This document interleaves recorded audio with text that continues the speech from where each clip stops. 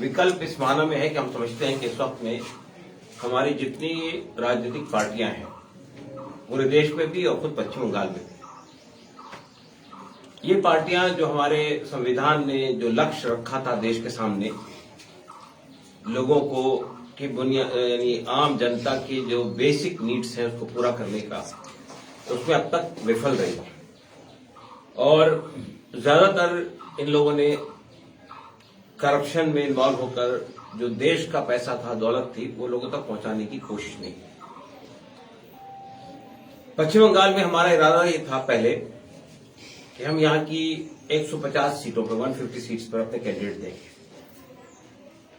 लेकिन बाद में हमने ये बात महसूस की कि इस वक्त पश्चिम बंगाल में जो लड़ाई है वो फासीवादी ताकतों के बीच, फासीवादी कम्युनल फोर्सेस और सेकुलर फोर्स के दरमियान ये लड़ाई चल रही है।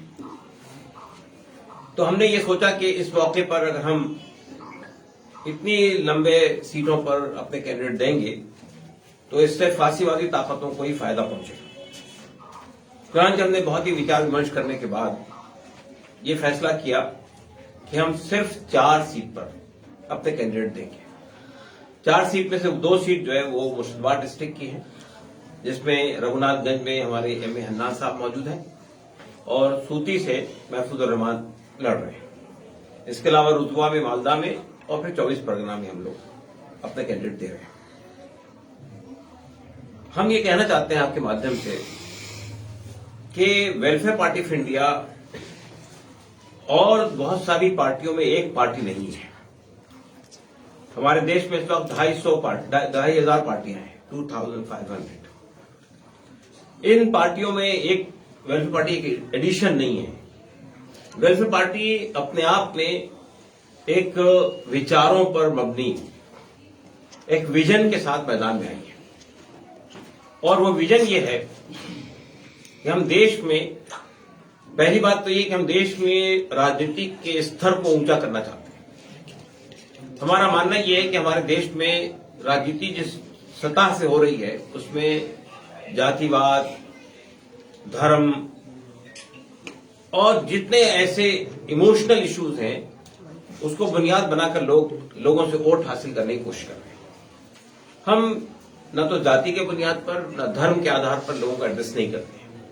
हम पूरे देश की जनता को एक जनता समझते हैं, वो सबके सब भारतीय हैं, जनता हिंदुस्तानी है, और हम उसी तरह ट्रीट करते हैं। दूसरी बात यह कि वेलफेयर पार्टी ऑफ इंडिया एक कल्याणकारी राज्य की स्थापना करना चाहती है पूरे देश के अंदर, एक वेलफेयर स्टेट, जो कि हमारे देश का लक्ष्य है। आजादी के वक्त हमने ये बात तय की थी कि हम देश के अंदर एक ऐसा कल्याणकारी राज्य बनाएंगे, स्थापित करेंगे, जिसमें हर सर को छत मिलेगी, हर बदन को लिबास मिलेगा, हर पेट को 2 वक्त की रोटी मिलेगी और हर हाथ को काम मिलेगा।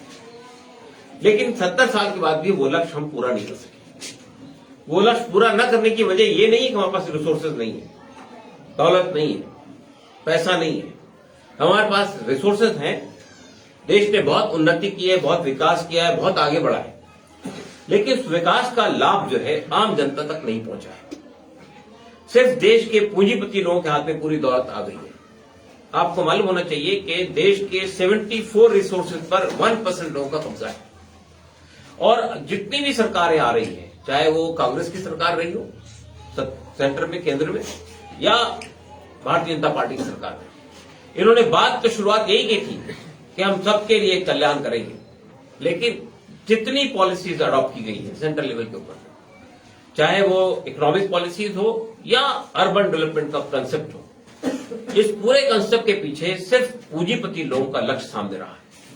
अभी आपने देखा होगा, अभी चंद दिन पहले पार्लियामेंट से 3 एग्रीकल्चर के कानून मंजूर हुए। फार्मर्स पूरे देश के मैदान में खड़ा हुआ है कि ये कानून हमारे लाभ में नहीं, हमारे हित में नहीं है, लेकिन सरकार कह रही है कि आपके हित में हमने बनाए। तो ये इस वक्त में सिचुएशन ये है कि हमारे देश की सरकारें जो है, चाहे वो कांग्रेस सरकार रही हो, चाहे वो सबकी मिलीजुली सरकार रही हो, या बीजेपी की सरकार रही हो, ये सरकार सिर्फ और सिर्फ कारपोरेट का, पूंजीपति लोगों का फायदा देखती है, आम आदमी का फायदा नहीं देखती। दूसरी बात मुझे ये कहनी है कि अब देश में एक और मसला बड़ा खड़ा हो गया है।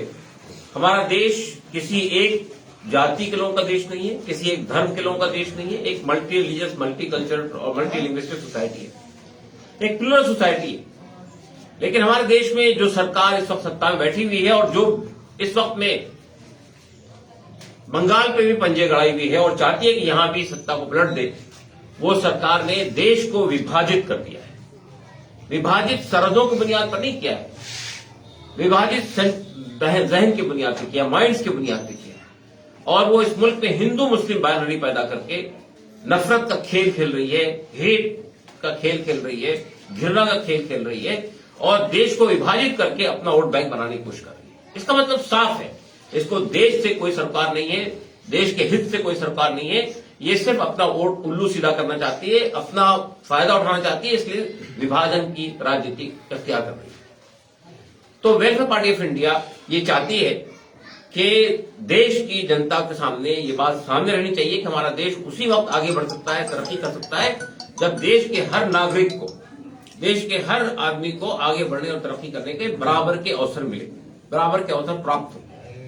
दूसरी बात मुझे ये कहनी है कि हमने जिन 4 सीटों पर अपने प्रत्याशी दिए हैं, हम बंगाल की जनता के सामने ये बात रखना चाहते हैं कि आपने इन 70 सालों में कांग्रेस को भी परखा है, आपने वामपंथियों को भी परखा है और आपने 10 साल से टीएमसी को भी परखा है। फायदा क्या हुआ है? हम जिस जगह क्षेत्र में बैठे हुए हैं, ये वो क्षेत्र है जहां से मैंने जंगीपुर में इलेक्शन भी लड़ा था। आप जानते हैं कि यहां पे कितनी प्रॉब्लम है लोगों की। आपको मालूम होना चाहिए कि हमारे यानी ग्लोबल हंगर रिपोर्ट जो आती है हर साल यूएनओ की, वो ये बताती है कि दुनिया के 1/3 भूखे नंगे लोग भारत में रहते हैं और उसका भी बड़ा बेसिक ग्रुप जो है वो बंगाल में है और बंगाल में भी ये मुर्शिदाबाद और मालदा डिस्ट्रिक्ट में है। स्टार्वेशन डेथ होती है, बीड़ी वर्करों को उनको सही से उसका वो नहीं मिलता है, उनको वेजेस नहीं मिलते हैं, 100 रुपये 150 रुपये उनको दिन भर की मेहनत का मिलता है। तो ये हर एक का एक्सप्लॉयटेशन हो रहा है और सरकार इस एक्सप्लॉयटेशन खत्म करने के लिए कुछ नहीं कर रही।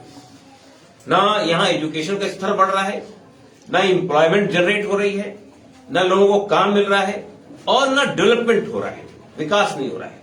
और यहां पे आप देखिए चाय खाने लगे हुए हैं, वहां पे लोग अपना वक्त गुजारते हैं, लॉटरी की दुकानें खड़ी हुई हैं। तो लोगों की जो बेसिक नीड्स है उसको पूरा करने के लिए किसी को कोई दिलचस्पी नहीं है, कोई इंटरेस्ट नहीं है।